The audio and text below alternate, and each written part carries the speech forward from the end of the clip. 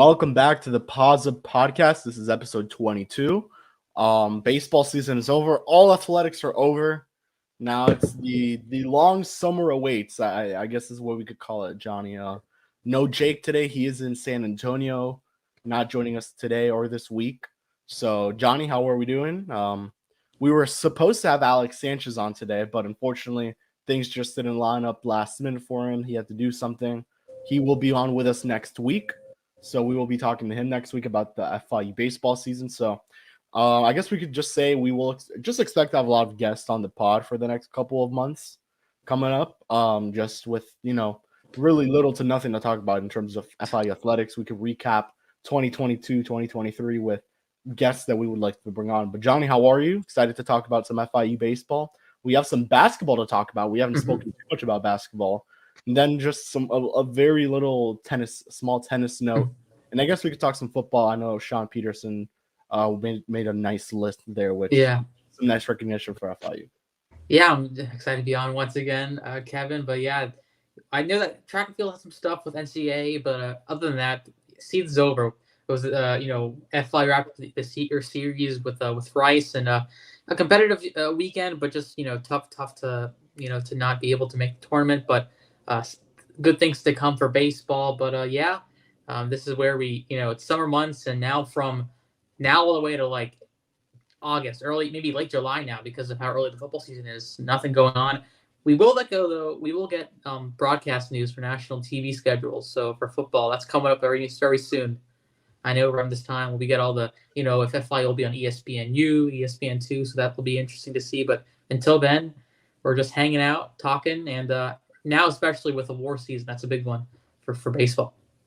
Yeah, and just I guess we could kick it off with that, but we'll kick it off with baseball because obviously there's a series to recap, and it was Rice versus FIU. FIU lost 2 out of 3. They were eliminated from postseason contention. In this case, it would be a Conference USA tournament. FAU, I'm sorry, did exactly what they had to do. They took 2 out of 3 against UAB, which would have, I believe, it would have eliminated UAB. Yeah, but and then FIU would have gotten it if it was FIU winning 2 out of 3. They lost by 2 runs on Friday. On Thursday, they lost by. I know that Saturday it was a loss in the 9th inning. It was a tied game. I think it was a 2-run loss on Thursday. Let me make sure. And then they won on Saturday, which is encouraging. It was a 9-7 loss on Thursday, 2-1 loss on Friday, and then the 10-7 win on Saturday. Yeah, can't get worse than that. I mean, these guys fought, and I watched the first game. Unfortunately, I wasn't able to watch the second one. I was up in Jupiter, and then was I? Yeah, no. What was I doing? I don't even know. I just didn't watch.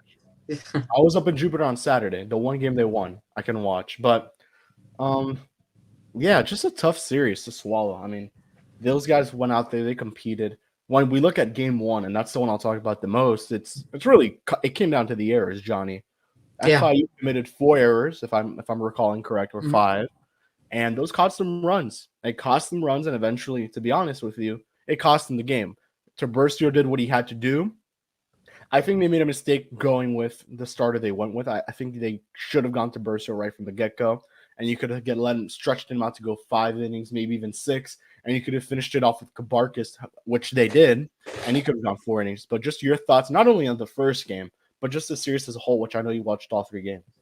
Well, I mean, definitely it was a series where it was must win, and credit to FAU. I know we talked to Ryan Guida, and he said that he talked to some players, and they told him that don't worry, we'll get this covered for you. And they did. FAU, I mean, they demolished UAB those first 2 games. I think it was like double digits each game. So they helped FIU. The goal after Saturday, the goal for FIU was just win the next 2. You talked about Thursday's game. FIU had a good lead. A 3-run home run in the first inning against a good pitcher in Parker Smith for the Owls. And then you talked about the defense that really impacted the FIU team. And then on Saturday's game, the pitching was great. It was not Richie. Was Richie Pena? I know. Kevin Martin. Kevin Martin was great. Kevin Martin was great. Yeah, he's been one of the FIU's best pitchers. The pitching was great. And then unfortunately, Quevedo, had a little bobble on a grounder to short to lose that game. But another game where it was close and it's a tough loss to take. And then Saturday, excuse me, that was a great win for the Panthers. Back and forth matchup, and then Figgy got 3-run bomb in that eighth inning, if I'm correct, to get the win. So that was overall a great victory. It's in a game like that on a Saturday where your season's over, but you always want to end the season on a high note, and getting a win to end the year is good for the program to kind of end the year and go into next year with some good optimism. Not only optimism, but now you kind of, you go into this year, you assess, you now know what you need to look for in the transfer portal and in the next recruiting class. And I think we could both agree to this, Johnny. They need bullpen help, and they need a big-time starter. I mean, Tiburcio, I believe, is Tiburcio gone this year now, officially? I mean, or I does know he have that 1 year? Honestly, I'm not a compliance guy or eligibility, but I think he has a 1 year more year left. I know he redshirted a year. So was he honored? Was he honored? He was honored last year, but then he got the year in fifth year. But I know he redshirted in 2019. That's or 20. One of those, I think 2020. So that's 19, 20, 21, 22. I think he gets 1 more year because of the COVID year. So I think he may get 1 more year. Yeah, the COVID year really messed everything up. Now it's like we're getting the ending effects. But the COVID year, that's still going on right now.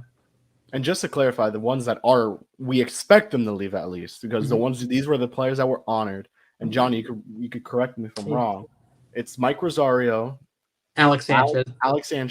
Mm-hmm. You have Henry Wallen. I think Kevin Martin was also honored. Mm-hmm. Mario Fernandez, that's 5. Ruben Carpio, and that's it, right?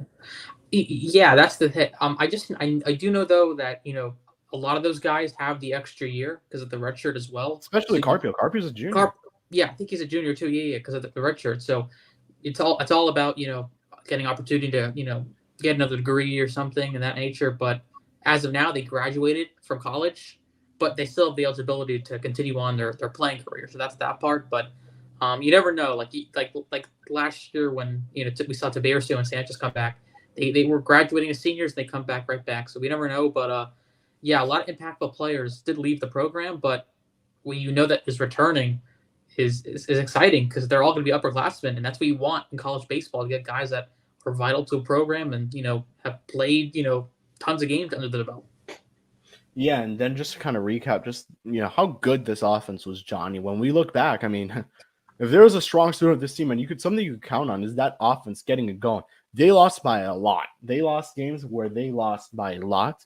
But the offense still produced. The one exception being that game against the Canes where they got run ruled. Mm-hmm. That is the one exception that I think really just showed that the offense was not good. Because when you look back, this team scored runs. I mean, you look Western Kentucky, they scored 8. They scored 7 against Bethune-Cookman. The real only series where they really didn't look good was FAU, when they went to FAU, where they only scored 8 runs total in 3 games. Even against a team like UTSA, although they dropped 2 out of 3, they scored 8 in the first game, 8 in the second, 6 in the third. So it's impressive. It's impressive what the offense has been able to do.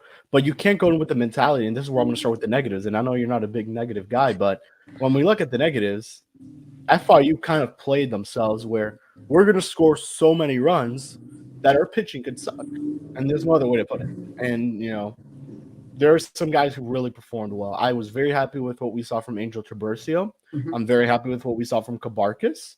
I love what we saw from Kevin Martin. Down the stretch, too. And especially, yeah. And then you have Jackson Ritchie, who got off to a really nice start.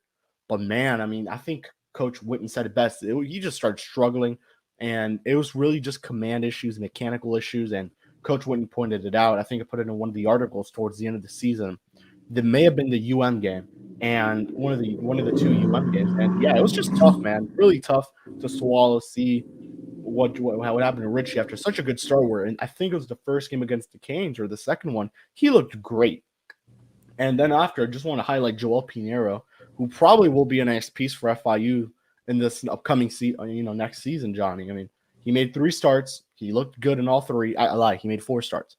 Besides FGCU, he looked great in all the other 3 starts.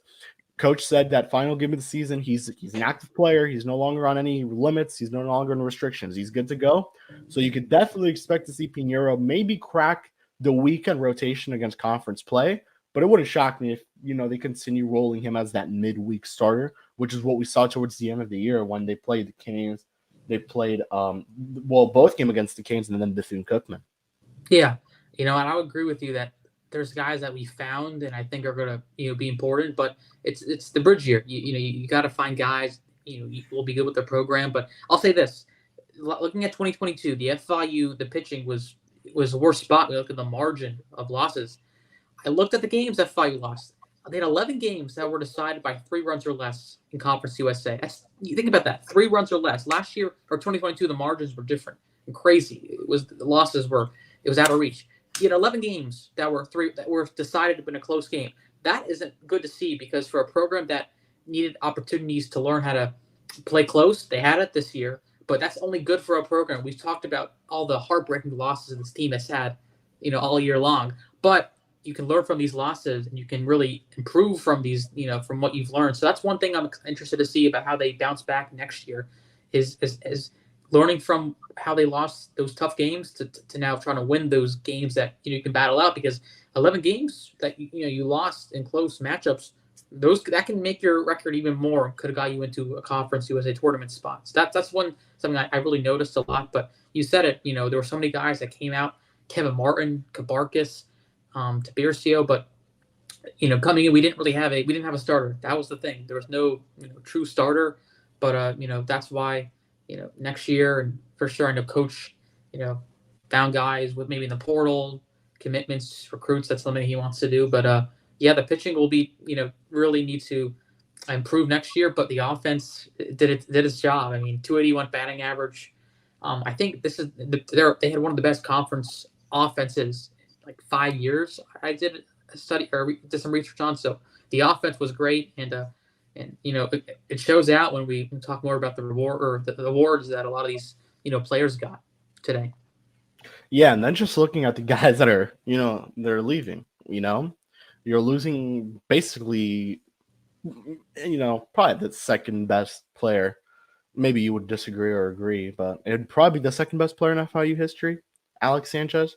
Mike Lowe was always going to be number 1.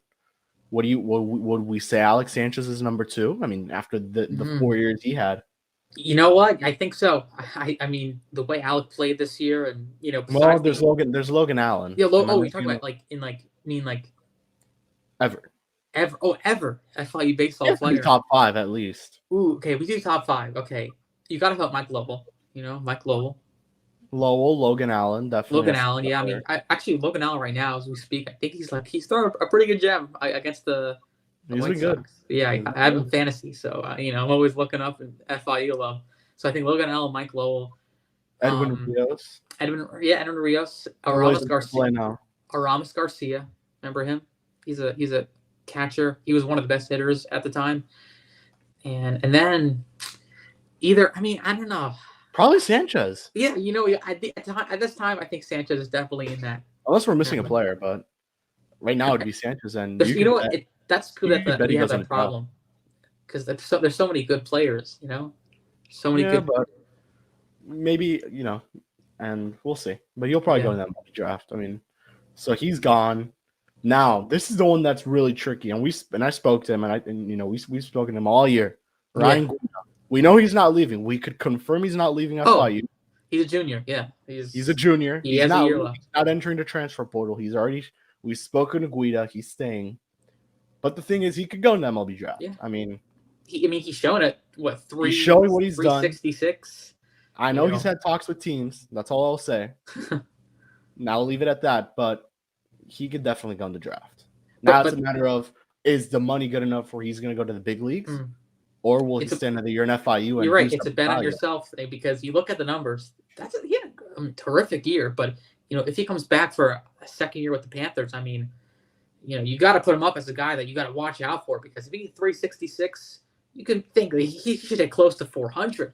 I mean, the way he hit. So that's one thing. You're right. Like, that's an interesting case, with Ryan, because he's draft eligible, and you never know in the draft you can be selected, but there's always time. You know, if you And want to come Christian back. Santana got selected by the Brewers. Yeah, when he got drafted. Yeah, Yeah. So you never know. is there any other FIU guys that got drafted outside of? You know what? I mean, actually, this is a fun fact. Do you know who Nate Pearson is? Of the On the Blue Jays? Yes, he actually spent his freshman year at FIU. Did he? I But didn't know that. then he transferred. So I don't know. I don't know if you consider him. You know what I mean? Like, would you consider Did he him an pitch? FIU alum? Yeah, he pitched for a year, but then he transferred. Oh, he pitched. Oh, but like like he didn't like graduate. He didn't get drafted as part of the Panthers. You know what I mean? Like, would you consider? Then he's not an FIU alum. Okay, so there you go. So he's not an FIU alum. So yeah. But Logan Allen, that's the one. He's been the recent one. Also Austin Shetton as well, who's in the minor leagues. Oh, yeah. I think with There's Tampa. some guys, man. The FIU's got them guys. But yeah. Let's go to awards. Alex Sanchez was first team All Conference USA is what they call it. All Conference? Basically first team All Conference, yeah. And then Ryan Guido was second team All Conference. Mm-hmm. Then Roylan Quevedo got first team All Conference freshman. All freshman team. All freshmen, yeah. So great honors for each guy. Jonny and I were talking really little about it right before we hopped on, but we're a little surprised Ryan Guido got second team. We do think he deserved first. We do. I personally will say this. Sanchez won the MVP, but Guido was the better player. You know, that's an interesting. The only thing that's right now separating Sanchez and Guido, and maybe Guido from being better than Sanchez, is the defense. Yeah, he can play center field all year. I would say though, is the Conference USA stack. If I pull up right now the players that made this list, I mean, Conference USA, they have some talented guys. Let me see. Obviously, Daniel definitely player of the year. Yeah, congrats to him. I have it right here. Okay. Who was player of the year? Shanuel, yep. And so this is the first team. We got, UTSA player, FAU, Charlotte, Dallas Baptist, we got this is a great conference. We know that for sure.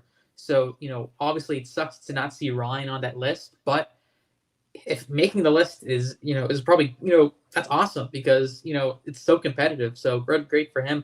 I was talking to him. I know he's like, dang, always tough I didn't make it, but he said, you know what? I made it. That's the best thing I did. I made the list, so that's an honor in itself. Making it's honor. Yeah. It's like making all NBA second team. Yeah. Probably the best way to put it. Yeah. And then obviously shout out to Roylan Quevedo who made the all freshman team. Yeah. Very well deserved. I think he's going to be a very big piece for FI moving forward, especially now with Dante Girardi now going to be a senior. He has 1 year left. And Odina as well. I mean, I would presume that Stevens will take that shortstop role. I mean, before the injury against Florida Gulf Coast, he had a really nice, groove going, and then he had that, season-ending injury, but Quevedo stepped in. Ondina, yeah. Quevedo, he, as a freshman in that spot, we have to come in. He had some really good moments. Third, right? You probably put him. He slides in right at third. Yeah, I mean, also you have Brian Lariga as well, but Lariga, I like Lariga in the spot he was, where he's kind of like a spot starter. You start him when you need him. We have questions. That's a lot of answers. We have a lot of questions, but we'll be answered next year. So. And you never know; they could bring in some big names in the transfer portal that surpass these guys. Exactly like Mike Rosario, where he had decent amount of bats in Miami, then comes to FIU and was one of their best leadoff hitters. So he did struggle towards the end of the year, though, like big time. Yeah, he did have a little bit of a struggle towards. I know I think got hit by a pitch in the Friday game. He didn't play on the Saturday after, so that was that part as well, which was tough for Mikey. Yeah, and then just looking at Roylan Quevedo's stats, nothing crazy to be honest, but I guess just being a true freshman, you don't play too much.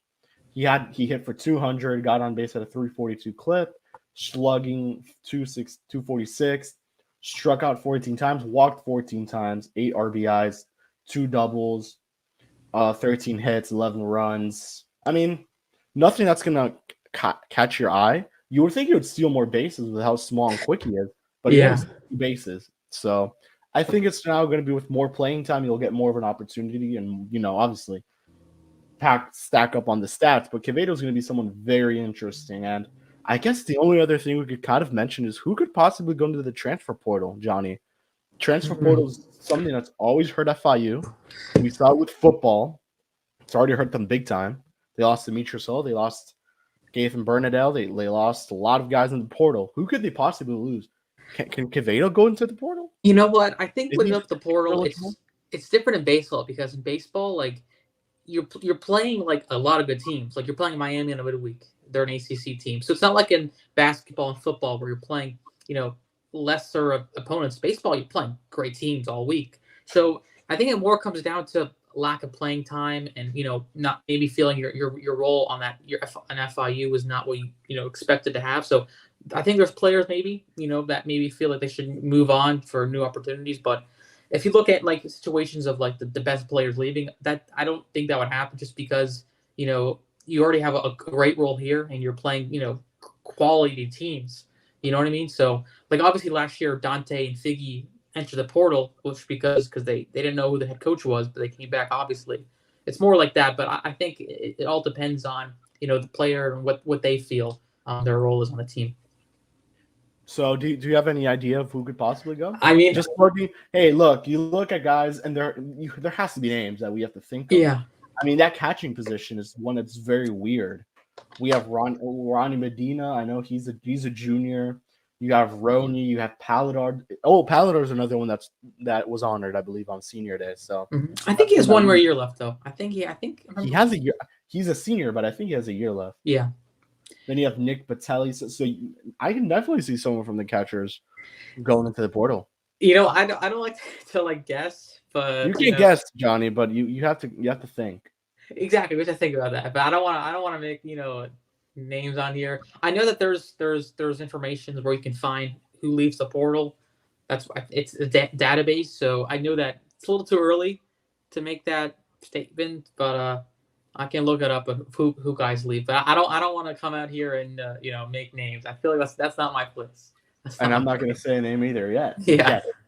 I'm not going to say a name yet, but there's some guys who I think were a little disappointing. What do you say this season? I mean, the first name I think of is Henry Wallen, and not to call out any guy in particular because there's Wallen.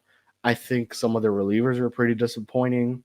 I think Marcus O'Malley to a certain degree kind of disappointed me towards the end. I mean, we were very high on O'Malley. I think he made a freshman team when he was at VCU with Coach Witten. Mm-hmm. So I think those guys really kind of disappointed. Wallen, especially Wallen, I expected some big stuff out of him. I mean, he got off to an amazing start and just was just not good towards the end.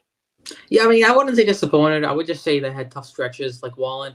I mean, yeah, he had. The non-conference was great for him. He struggled in conference play. He kind of picked it back up, though, I would say, towards the end of this year. Had a great series against Charlotte.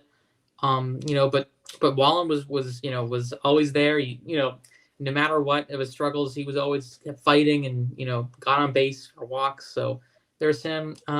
Obviously, I mean, it was I think for Evan Chenier, a guy that I also from VCU as well. He had kind of had a struggling year on the mound, but all these guys are fighters, and if they get the opportunity to pitch, they'll try to get the best of their ability to do so. But it was sometimes tough year for guys that maybe had high expectations and maybe didn't fulfill the expectations that were given to them as the season came on. And just to wrap up on FIU, who is someone you're excited to see, Johnny? Who's someone you're excited for next season? You're gonna on this current team. You're stamping their name right now. You're saying this is my guy for next season. Way too early prediction on who is your guy for next season. Okay, I'm already putting up Ryan Guida. If he's staying, I mean, I'm expecting a monster year, but maybe okay. Let's go with the less obvious answer. Okay, you know what? The outfield will be a big question mark. You don't know. Personally, I think that Figgy is going to have a big power year. That's what I think. Really? Only had 2 home runs last year. I think that he's not a big power hitter, though. Yeah, well, I mean, I think though. I mean, you look at he's tall. Tall first baseman. But I think he has a big power year, and I think Dante Girardi is going to hit over 300 next year. He obviously. I am very high on Girardi. I'm very excited to see what he's got. And I spoke about this guy a lot last year, and I'm gonna put his name back into existence if I could find him anywhere on this. Franco?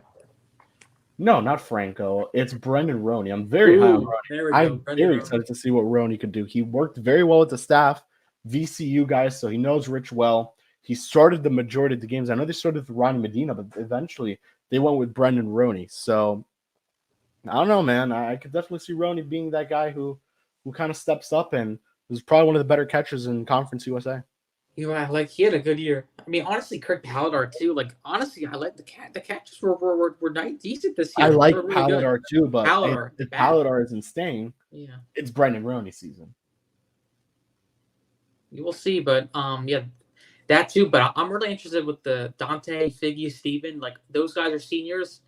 I don't know. I think one guy is going to really, put on a breakout year. I mean, they've both had great years, but one of them I think is going to really stand out. I think we'll make all conference too. Another thing, make all conference. I think Dante's going to have a nice year. He had a nice year this year, very much improved. I think if you look at team awards and you have to go to my most improved player, Girardi has to be the first one that comes to mind. Yeah, that's true. So yeah, now I think we can move on, Johnny. There's not much. There's no news break. We're almost 30 minutes in. Jake unfortunately couldn't make it, as we mentioned. There was some news regarding FIU basketball. They will be playing Eric Henry's college, UCF. So talk to us a little bit about that, the past history. We thought there wasn't history with these teams, but there actually is. Yeah, so UCF, we're playing at UCF to open the year. I think it's November. Let me check. I think it's November 6th, 5th. It's a Monday. So it will be. I'll give you the exact date. It is November 6th at the what do they call it? The Edition Arena. It'll be there, so that'll be fun. A Power 5 team open the year. Are they opening the year against them, or is that just? Yeah, I think it's last year we played Houston Christian, so we'll be opening the year against them. Okay, so that'll be fun. I'm excited to see that. Definitely, I'm gonna try to make it. I mean, I know I have class. That makes two of us. Yeah, we all go a little road trip. We should go up there. Yeah. Should we drive? Because that's a month. Should we drive on that Monday, or should we, stay on Sunday? What's the deal? I don't know. Too early to tell. I mean, it's in November, but it's Orlando, so maybe Brightline. We tried the new Brightline. Forgot about that. Yeah, Brightline now goes all the way to Orlando, and that shouldn't hurt. But anyways, just to finally, I want to go back to FIU baseball. Who are the guys that are going to spring ball or summer ball? Summer ball. So I know about Guida. He's going to the Valley Baseball League. I know Dante is going to another Dante Girardi. I know he was going to the Appalachian League. I know it's one of those. Yeah, I think it's the Appalachian League. I know Joel Pinheiro is doing the Appalachian League as well. That one, that's gonna be nice for him. I think Orlando Hernandez too. That's all the guys I know that are going to summer ball. But we'll find more about that. Not many ways, Jake. But yeah, so is there anything we have to talk about?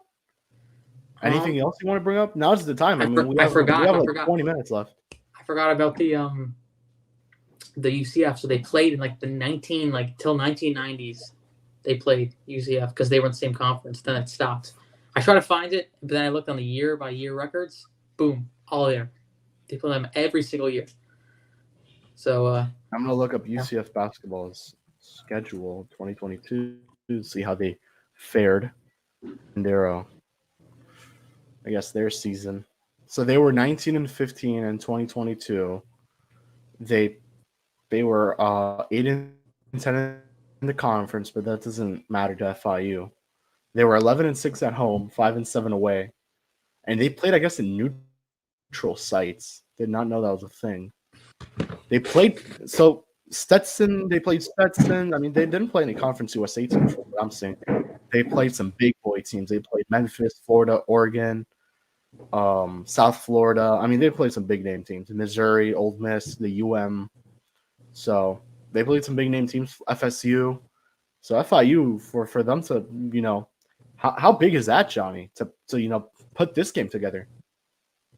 I mean, I'm calling it the Scott Carr game. That's the Scott Carr. Yeah, game. And not only that, I think is it USF or UCF who's going to face FIU football in a couple of years.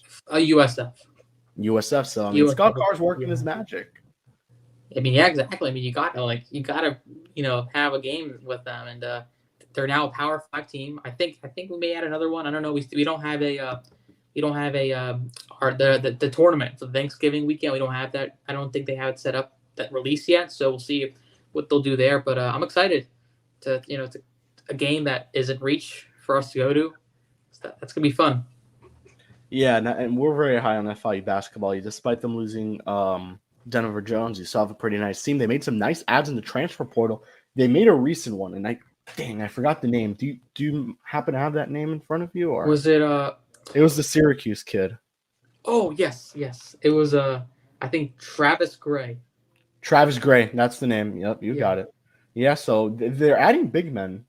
JUCO guy. Another JUCO guy. Another JUCO guy. Yeah, FIU basketball is going deep into the JUCO guys, and you love to see it. You love to see it. There's just no other way to put it. Yeah, 100. Oh, he put 110% committed. He looks like a pretty big guy, just lengthwise, not weight. So should be an interesting. Yeah, just an interesting addition there. They're going big. They lost Guadarrama. You have to give Sonogo some help. So, yeah. And at the moment, aside from Jones, I don't think anyone else has entered the transfer portal. I know it was a couple, Darren Prescott, who redshirted, and Cameron Wilson, who was another bench guy. So they both transferred. Cameron Wilson, yeah. You know, funny, I think he's family members with, I think, Paul McIntosh. Really? PMAC was at FIU basketball stadium. Are you serious? I think that because he all on Instagram, I always see PMAC tweeting stuff out or retweeting or not retweeting, putting stuff on Instagram about Cameron Wilson. Oh, interesting. They must have some type of. That's pretty cool. Yeah. So they just. Yeah. So those are the two guys I did not know went into the portal. And in terms of football, any other names in the portal that we're missing? For football, you said? Yeah, I think that's it. I mean, I think that's it. Yeah, not pretty. Now it's all fundraising. I think maybe Oh no, the Texas State guy, the O line. Oh God, who? Remember? Oh my God, I know exactly who you're talking about. They added him. Yeah, they added him. He's a big boy. I mean, let me see. I got the. I think, did he post something? Let me check. I know I posted something. FIU posted something. FIU football. Yeah, I know. Oh, Jacob, that's his name? I'll find it right here. Oh, I got it. Jackson Schultz. Jackson Schultz. Yeah, he's a big guy. 6'7", 310. Yeah, so FIU really need that for our on the O-line. They're stacking up for the O-line. Yeah, it should be good. And then Jonny, I think, was mentioning this right before. Sean Patterson was added to a top 50 list. So I think he's number 50, but it's fine. I mean, Peterson is gonna have a big year. I think that's how we see it, Jonny. Peterson have another big year. Major. He's gonna be the leader of that defense. Him with Avery Huff. That's gonna be fun. I'm excited. Obviously, it's tough losing Gathan Brindell, who was great, but I think Sean P.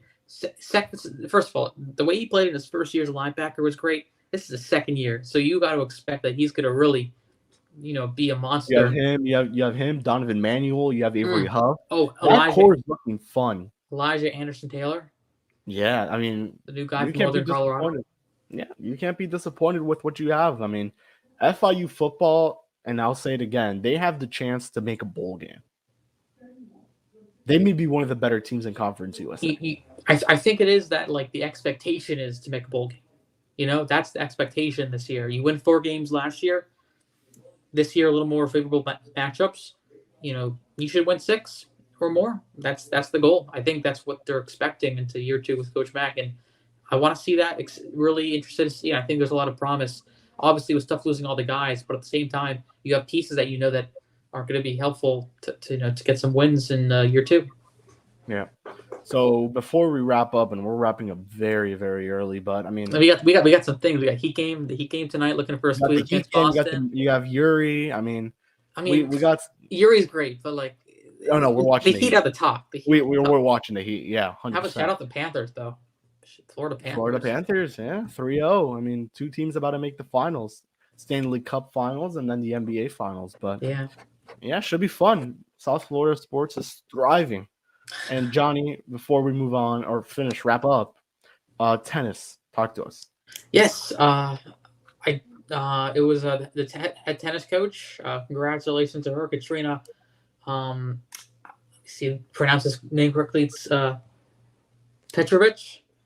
Petrovic. Yeah, Coach Kat. She's a really, really nice lady. She's got an extension. Obviously coming off a Conference USA championship tennis NCAA tournament. Everyone loves her. One of the really nice coach of FI Athletics. So she gets extension, and another coach getting an extension with Scott Carr. That is Coach Mack, the track and field coach, Coach Huberling, Coach Horner, Ballard, Coach Russell. So we got all those. Coach Ballard too. You got an extension as well. So all those guys under Scott Carr. And the swim coach also got one, right? Yeah, Randy Horner. Yep. Yep. And then we're missing Coach Witten. That needs to come soon. I think he deserves it. He really does. You know what? I think. Obviously, it's year one, but if next year, it's a great year. It's always about keeping a guy. I think. But Coach Mack got it in year one. Coach Mack got it in year one. I feel like you can equate like football and like dog years. You know what I mean? Like 4 wins in like 1 year is like 3 years in baseball. I don't know. You get what I mean? Do you get what I mean? Like it goes by faster in football, because there's less games. You know what I mean? Yeah, I totally agree. So, I mean, anything else to talk about? I mean, I don't know. I mean, I got one more thing. Just maybe we'll do a little podcast. Maybe next time is to see what channels that the games will be on for national TV. That's one thing will be coming out soon for ESPN, CBS Sports. So that's one thing. And the times for those games as well. So that's something that'll be talked about for FIU football and cross football. Was I think we're less than 100 days right now from football returning for FIU. Right, FIU kicks it off at La Tech. Yep. So that should be fun. Besides that, I think we're good to go, Jonny. I mean, we've covered everything. We went into the depth of FIU baseball. We spoke a little bit of football, basketball. We really touched every sport today. Not much more to really get into. We weren't expecting it to be us two. So a little shorter show than usual. But we have Alex Sanchez on next week. No news break today. Obviously, we didn't have Jake, but he was watching from San Antonio. So shout out to Jake. But anyways, from Jonny, from myself, from Jake, we'll see you guys all next week with Alex Sanchez of FIU Baseball. We're now an official alumni of FIU. So, as always, pause up.